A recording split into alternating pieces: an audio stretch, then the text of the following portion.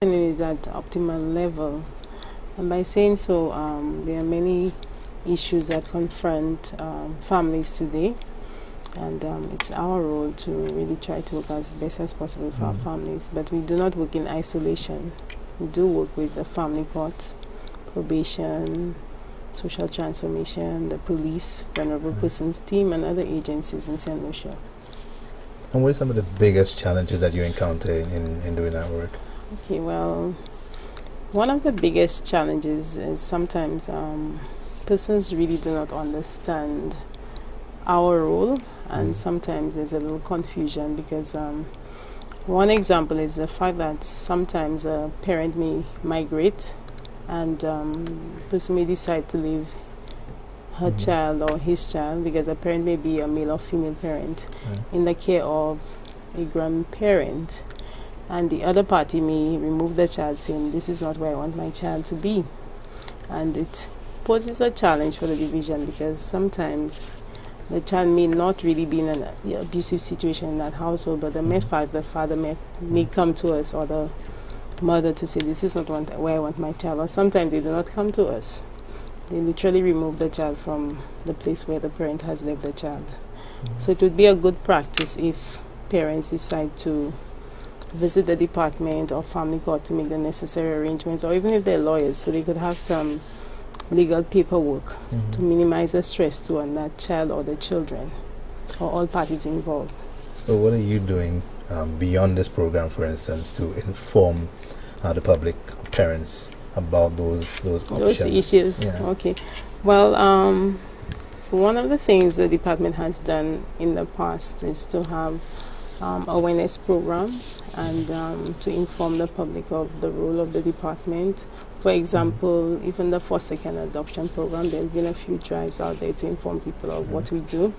And we also have brochures, and our caseworkers in the community also have talks within the community to inform persons of the role of the department. But how often is this a sustained education campaign that you? I wouldn't really say so, but we were looking forward to do so. However, there are little programs within the community, such as currently we have a teen program going on in January, and this is facilitated by 2 social work assistants through the NICE program, and they've been working with at least 10 teen parents in the community, actually using facilitators from the nursing division, the community nursing services, substance abuse, gender relations. We've had a lot of support from those agencies in working with our teen parents. Okay, so you're very diversified. Well, actually, yes, because our role is not just to do child protection, but we actually do other programs, and we recently launched a national parenting program. I think you're aware of that. Right.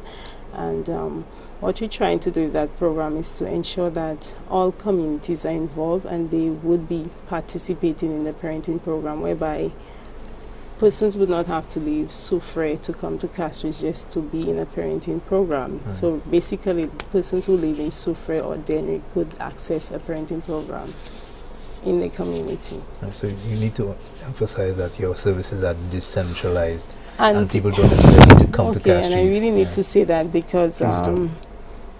persons usually flood the Castries office, and we do have an office in Dennery. Where we would love persons in that zone to utilize their resources. We also have Vieux-Fort and Soufrière office. Because at the end of the day, even if persons visit the Castries office, we still would have to refer the case to their zone, and the social workers who work within that region would be the one assigned to the cases.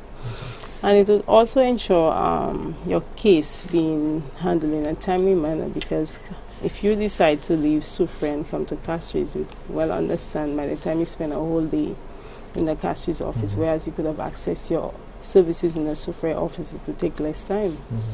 You know, so we really want to encourage persons to make use of the Dennery, Vieux-Fort, and the Soufrière offices in terms of accessing the services.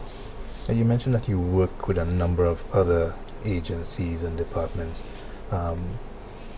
both governmental and non-governmental. That is it, yes. Yeah, what are some of those agencies that you work with? Okay, well, we work with St. Lucia Social Development Fund, the Crisis Center, right. National Community Foundation, because we do have persons who come with medical issues and they need a referral in terms of getting some medical financial assistance through NCF.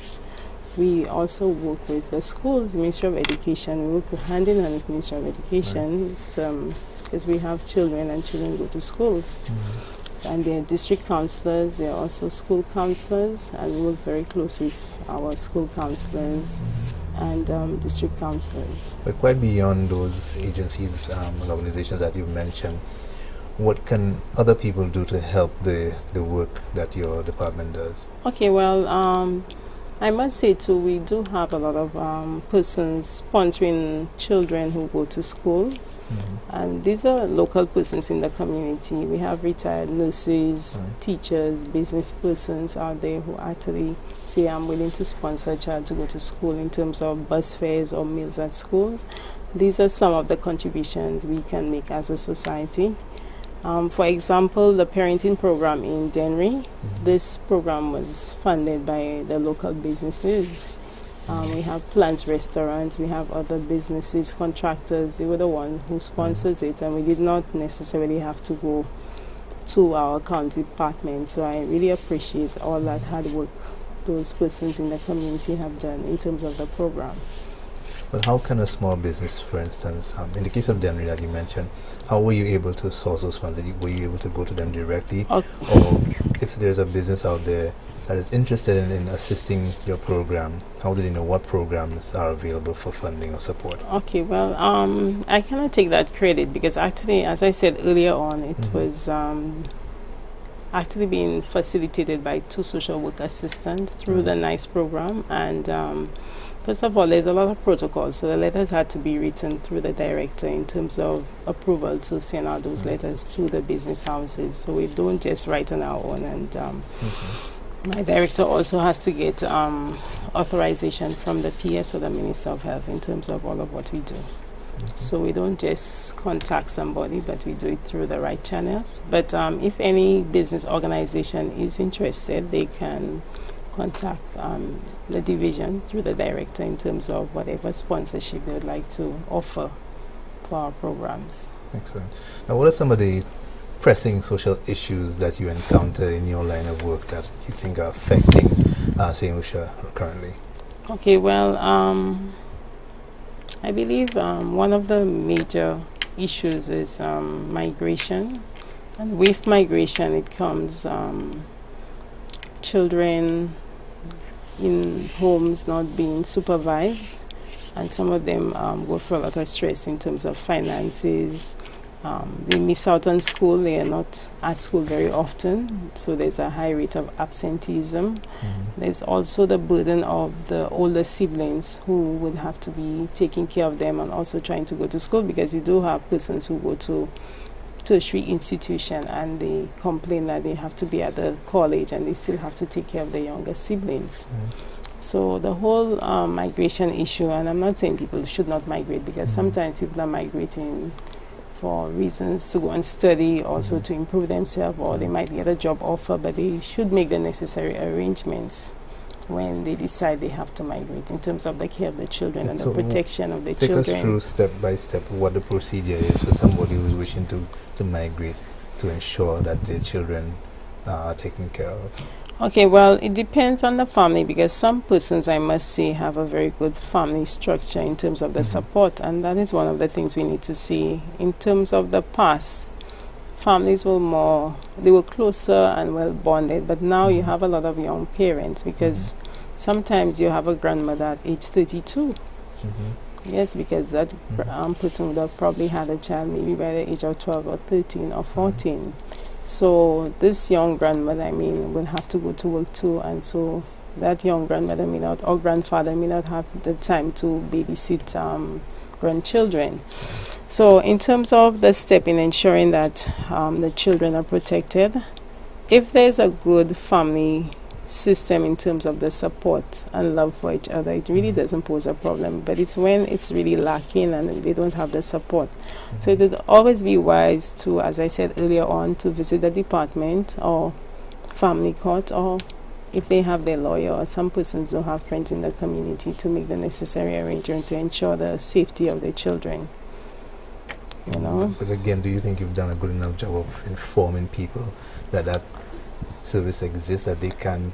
Well, persons can visit, as I said, the department, and when I say the department, it's not only the caster's office, so we could actually sit and walk them through the process of what they should do. So I'd advocate that persons visit us, the Castries, Dennery, Soufriere and Vieux office, in terms of what they need to do. But it's a wise idea also to communicate to the other party, because sometimes parents do not communicate to the other parent that they are out of state. You know, sometimes the other parent doesn't know. They say, well, I didn't even know the child's father left or the mother left. You know, so they need to communicate better in terms of the way forward for the children. Okay, let's talk about some of your teen initiatives. You just mentioned that sometimes people can become grandparents at a ripe old age of 32. To what degree do you think teen parenting is affecting the social fabric of the island? Okay, well, we have to look at it in different angles, because there are some teen parents who do get support from their parents and their families in terms of they going back to returning to school to further their education, and most times either the grandparents mind the children, or they are able to be daycare services for their grandchildren or grandchild. But in the case where some teen mothers or fathers, because when we say teen parents, it's not only the girls, because most often we always think of the girls and we don't think of the boys or the male, but they are actually teen parents who are male parents also. So in that instance, they would need support for the division. It could be human services, it could be family court, or even the NGO's crisis center, in terms of coordinating activities for them in terms of care of the child, or even them returning to school, because sometimes they may not have supplies for school, they may not be able to be a babysitter, and that's where sponsorship actually comes into, because we actually have persons who are sponsoring the child to go to school, the minor, that is the baby or the infant, and we also have persons who actually sponsor the teenager to go back to school, and that's where we would really advocate for persons to really support us on those ventures. Okay, we're going to talk a little more about those ventures that you alluded to, and teenage parenting. When we come back, we're due for a break. You're watching Newsmaker Live on DBS with Kendall Burton and Antoinette Joseph, the senior field social worker in the Ministry or the Department of Human Services and Family Affairs. We'll be right back.